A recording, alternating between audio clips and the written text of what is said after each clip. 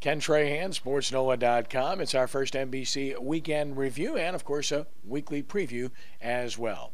And these are busy times. They continue to be busy. Among the local sports scene items include LSU advancing to a super regional. No surprise, Lenny, they were home. Once they won the driver's seat game, it was going to be tough, but it was a tough win over Oregon State Sunday night. Indeed, it was. Had a chance to witness it, and a great comeback. LSU team that was down 5-3 going into the seventh inning, got a run in the seventh, a run in the ninth, a run in the 10th, and Nick Goody, as I wrote about this morning on SportsNola.com, absolutely sensational in the bottom of the 10th. He really struggled down the stretch in the regular season, but has clearly found himself here over the last couple of days, and he was outstanding, striking out the side in the bottom of the 10th last night. In fact, this game was all about bullpens. Scott Schultz was tremendous for Oregon State, and of course for LSU, Nick Rumbelow, Chris Cotton, and the aforementioned Nick Goody were superb in relief of Ryan Eads, who struggled, which might be the biggest issue going forward. Eads has really kind of scuffled, Lenny. He finds himself in trouble in virtually every inning, gets out of it quite a bit, but against the better teams, it's going to be tough. Yeah, it is going to be tough, and it's going to be interesting to see how Paul Mainieri sets up his pitching rotation for the Super Regional. I might not touch it. I might leave it just as you did this weekend. Let Aaron Nola throw game one. Let Kevin Gausman be out there in a perfect world in a situation to close things out in game two.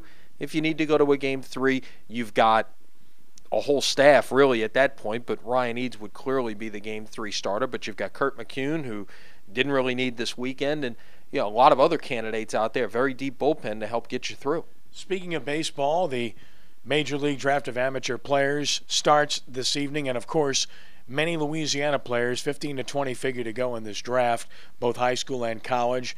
And it starts with Kevin Gausman on the college level. He'll be a very high pick.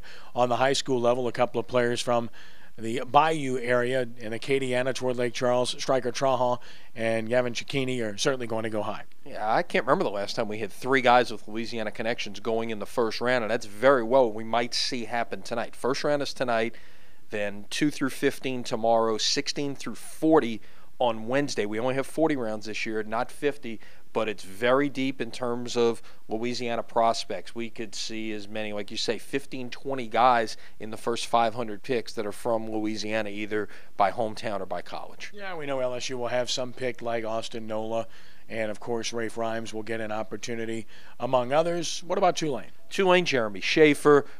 You look at, and he would probably lead the list of candidates. Certainly, Boudreaux, Canizaro, all guys that could see their names called. And it's going to be interesting to see. A lot of those guys have some eligibility remaining. Just how many of them might pursue a pro career, who's going to come back, is going to dictate a lot about how the Green Wave will be in 2013. From a local high school perspective, the highest likely draft pick will be Mitch Seawald of Rummel. Could go anywhere from round 15 to round 25. And then, a number of other guys from around the state as well, high school candidates. The Wagasback pitcher from Dutchtown, who was outstanding in the second round of the playoffs here in New Orleans. He could go very early. Interestingly, Wagasback, Cicchini, Trahan, all Ole Miss signees. None of those guys may make it to Oxford when it's all said and done. Yeah, both puzzling for LSU and, of course, one of those win but lose situations for Ole Miss. Saints minicamp gets underway Tuesday, runs through Thursday. What can we look for here? Well, it's going to be interesting. First of all, the fans get their first look at some of these new players, and between the draft picks and the free agent signees.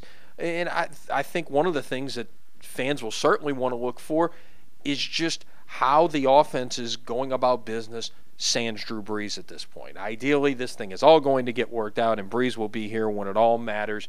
But in the meantime, you've got Chase Daniel leading the offense, and there's a lot of things out there. I mean, Drew Brees is a de facto offensive coordinator, a lot like Peyton Manning is when he's on the field. How much of an impact does that have as you continue to prep for the season with all of the turmoil situations that the Saints have had to deal with over the last 3 months?